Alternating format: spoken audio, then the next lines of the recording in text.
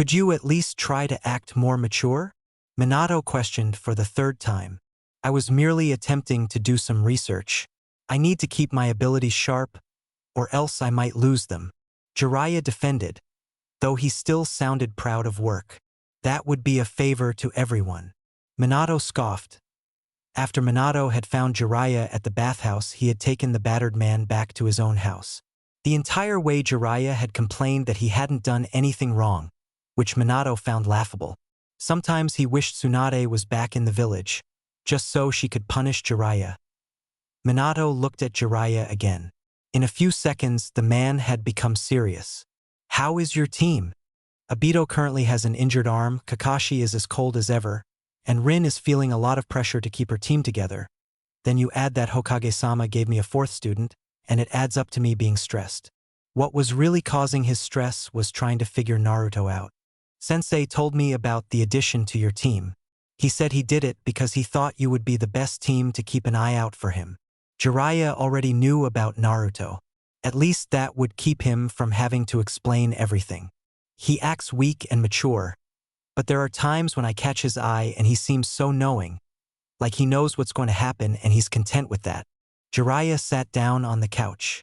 Sensei also told me that he doesn't believe the kid has been fully honest with any of us. He said that while nothing can be proven as a lie, he believes it is. Do you? Minato had to think. Previously, everything the boy had said had been flippant, like he had no personal investment in it.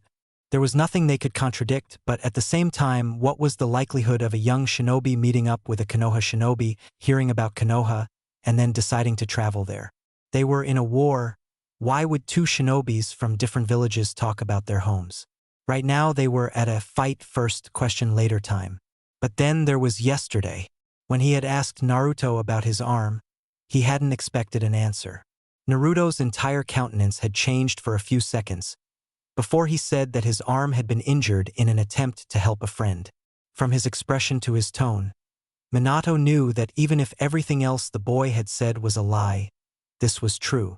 I believe he has lied to us about several things, but I don't believe his intentions are to harm us. He's had quite a few opportunities already, yet he hasn't taken one. Jiraiya gave him a small smile. Make sure you do not believe what you want to believe because you like the kid. Oftentimes in a shinobi's life, they have to put personal feelings aside. I know that, Minato said indignantly. I know, but it never hurts to remind you. Besides, knowing something is easy. It's when you have to make choices in order to live it out that things become difficult. Jiraiya jumped up from the couch. So where's this kid that is causing so much conflict? I believe he is with Obito at the training fields. Naruto is injured as well, so they both mentioned wanting to improve their taijutsu. Jiraiya looked at him in confusion. You said Naruto? Minato nodded as he made for the door. Unlike most shinobi, he preferred a door to a window. Yeah, it's a strange name, that's for sure. Did you know that main character in the book I'm writing is named Naruto? Jiraiya still looked confused. Minato shook his head. Strange coincidence. Jiraiya sighed. I thought I had made the name up, but it seems I might have heard it during my travels. And I was planning on making it so I would profit from anyone using the name in the future. Minato chuckled. Like anyone would name their son Naruto. Naruto felt a bead of sweat run down his face. For the past 30 minutes straight, he and Obito had been working on their taijutsu. While his own was in pretty good shape, Obito's still needed a bit of improvement. Obito's biggest problem was that he ran out of breath too quickly. In a real fight, he wouldn't have time to catch his breath, so Naruto had decided that was how this practice would go as well. He lunged toward Obito with what looked to be a jab. 2 feet away from hitting Obito, he turned and used his left hand to rotate his body and send a kick toward Obito's abdomen. It was a fairly easy move to block, but Obito's tiredness caused him to move too slowly. The kick connected with his abdomen, sending him to the ground. Naruto waited to see if Obito would get up, but after a minute he realized Obito was no longer able to move. He collapsed down onto the ground next to Obito. I'm so pathetic, Obito whined. Naruto couldn't help but laugh. Obito shot him a glare. I'm not laughing at you, Obito, just your statement. 30 minutes of non-stop taijutsu is a lot. Using jutsu spaces things out and gives you time to breathe, unlike what we just did. There is only one genin I can think of that could do it. Obito looked over at him. Yourself. Naruto laughed again. No, not myself, though I guess I am still a genin. No, I meant a friend of mine. For some reason he wasn't able to do ninjutsu or jinjutsu, so he had to rely solely on taijutsu. Because of how dangerous it is to only have one of the jutsus, he worked hard to make himself the best taijutsu user. No matter what the weather was or even where he was, he always took the time to work on his taijutsu, and it paid off. He even managed to beat an Uchiha with it once. Obito's eyes widened. Wow, and that's all because he trained hard. Naruto nodded. Just because you're not talented in one area doesn't mean that you can't work hard to become good at it. But know that there are some things that a body won't do. My friend tried ninjutsu and jinjutsu, but he didn't have the ability to perform them, so he improved on what he knew he could. Obito was quiet for a minute. Naruto could see that he was thinking over what he had just said. When he did speak, he sounded confused. So you're saying, practice hard to improve on something, but don't be discouraged when you don't get it? Naruto nodded, basically, like me and Bunshin. At first I thought it was just my lack of chakra control that was preventing me from using them, but even when my chakra control was at its best, I still couldn't make a simple Bunshin. Obito seemed confused at his use of past tense, until his gaze fell on Naruto's arm. Looking back up towards the clouds, Obito seemed to be contemplating something. After a full minute of silence, Obito voiced his question, hesitantly. What happened to your arm? Naruto had been expecting the question, so it didn't startle him like Minato's questioning did. Yesterday he had surprised himself by giving an answer, even if it was a cryptic one. He didn't want to have to talk about it again.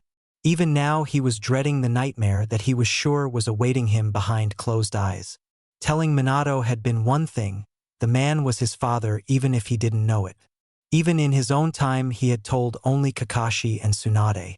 Naruto sat up and looked down at Obito. Obito knew he was from the future and he would ask more questions than Minato had. If he started asking the right questions about what happened, there was a chance Obito would stumble upon the truth. And though it seemed irrational, Naruto couldn't help thinking Obito would hate him if he found out the truth. Obito, Naruto-kun, can you spare a minute? Minato's voice called out. Naruto couldn't help the relief that spread through him at Minato's timely interruption. Can they spare a minute? From the looks of their lounging around, they have all the time in the world. A second voice said.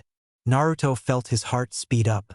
Even after 3 years, he would know that voice anywhere. Jiraiya. Naruto stood up, followed by Obito. Sure enough, next to Minato was the super pervert, Jiraiya. Jiraiya paused next to Minato. You didn't mention that he looks like you. Jiraiya said to Minato. Minato chuckled. I thought the Sandaime would have mentioned it. It is a little strange. Naruto, this is my sensei, Jiraiya. Naruto opened his mouth to speak, but found himself unable to.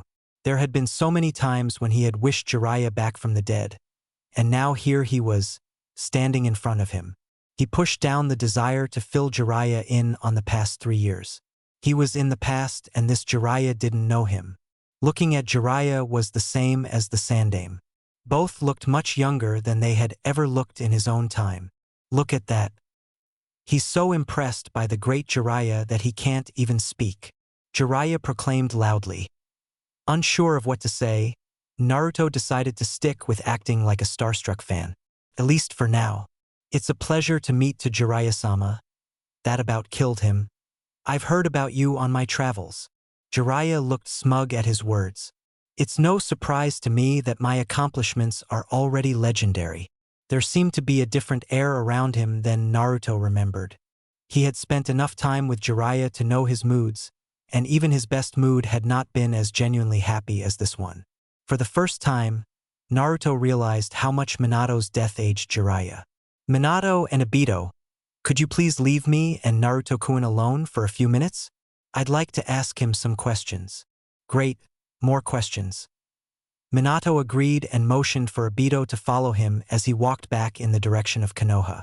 "We'll meet you in town," Jiraiya called back to them as they neared the edge of the grounds. Being alone with Jiraiya was almost painful. Memories of times he'd spent with Jiraiya were running through his head. At the end of the road of memories was the scene where Tsunade told him that Jiraiya was dead. He had never felt so hopeless and lost as he did then. In the 4 years they'd known each other, the man had become family, and losing him felt like a kunai had been stuck in his chest. Realizing that he would never get to insult the pervert again, never get to confide in him again, and never get to see the man again was one of the most crushing moments of his life. If it wasn't for Irika and Shikamaru, he didn't know where he'd be right now. With their help, he had learned to accept Jiraiya's death and move on. Now Jiraiya was standing before him with no knowledge of who he was. "So you travel a lot?" Jiraiya leaned back again one of the training poles. Naruto swallowed the lump in his throat. I did." He inwardly scowled at his stuttering. Deciding to follow Jiraiya's lead, he leaned on the pole next to Jiraiya. "Where are some of the places you've gone?" Jiraiya was testing him, seeing how deep his stories went. If there was one person who could figure out the truth based on his story, it was Jiraiya. "Let's see."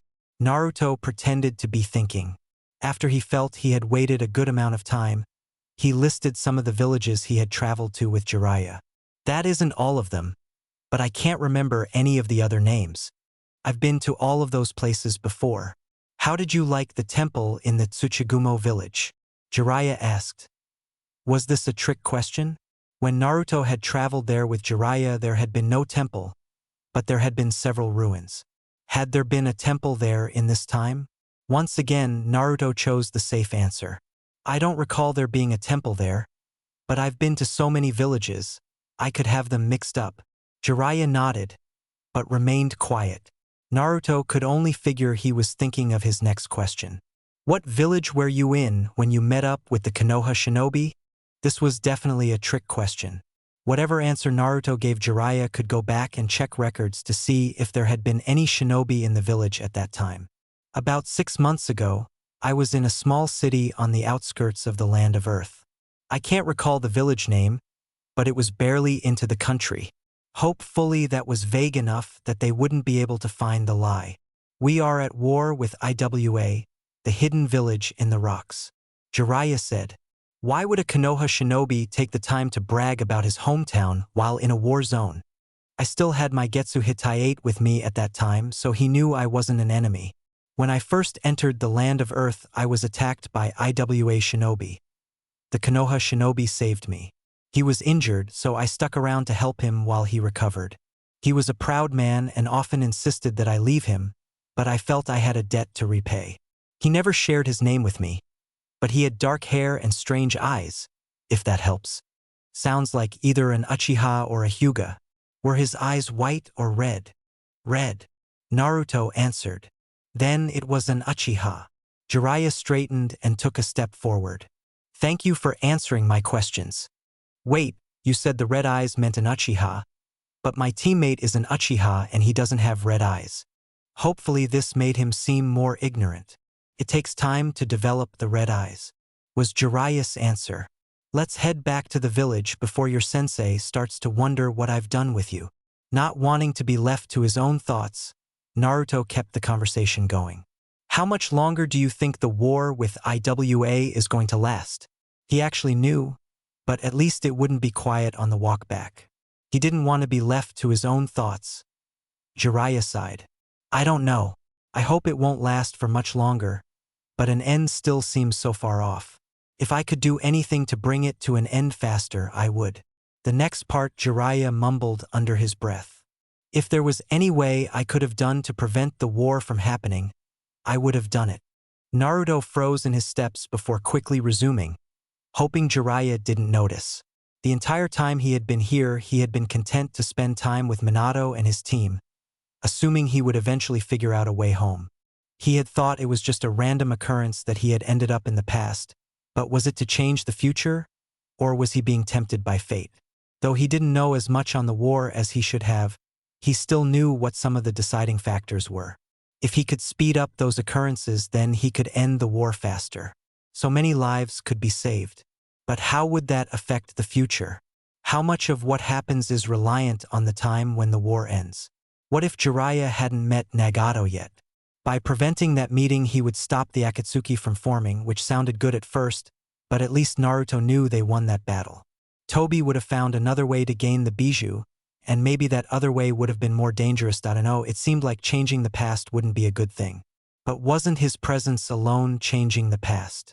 As far as he knew, Kakashi never had a teammate named Naruto. By telling them his name, he ran the risk of Minato not naming his child that. Did Rin and Obito pass the Chunin exams the first time they took them? Though there was still room to fail there. By taking the Chunin exams and beating teams, had he taken someone's place that was supposed to be promoted? We have had no control over the circumstances we are in. Do not worry with things you cannot change. Quit trying to sound so wise. QB. We might have already changed things. I can't believe this is the first time I'm thinking this situation all the way through. We didn't send ourselves to the past, which means that we are not responsible for the changes our presence may make. As much as I hate seeing the people around me die, I don't want to change the future. All of the hidden villages are finally at peace with one another. If we save one person from death, then we could potentially be leading to another's death. And how do we know what is supposed to happen? If we see a person dying, how do we know if they are supposed to be saved or not? I don't know if I can watch someone die without doing anything to help them. That I know. You wouldn't even let Toby die without giving him a chance for redemption. I say we just let everything play out. We live like we would if this was our own time. If someone needs our help, we help them. But at the same time, we won't be doing things to purposefully change things. That seems to be the best way to go. We do need to start looking into ways we can get back to our own time. If time is passing there the same as it is here, then they're going to have to elect a new Hokage, and I really don't want to lose the position I've worked so hard to achieve. You continue with appearances here, I will start looking into a way to return to our time. We're here, Jiraiya announced. Naruto was startled back into reality. He and Jiraiya were standing in front of a bathhouse. Are you here to peep on women? Naruto exclaimed. Like he had never heard of someone doing such a thing before. Jiraiya scoffed. I'm not peeping. I'm merely doing some research. Naruto gaped at him. Research for what? Naruto immediately made a face like he regretting asking. I'm an author. Jiraiya stated proudly. But my book didn't sell too well. I'm thinking of adding a certain romance aspect to the next novel. Naruto pointed a finger at Jiraiya. You're a pervert. He always has been. Minato's voice came from behind them. He was sitting on the roof of the building opposite the bathhouse.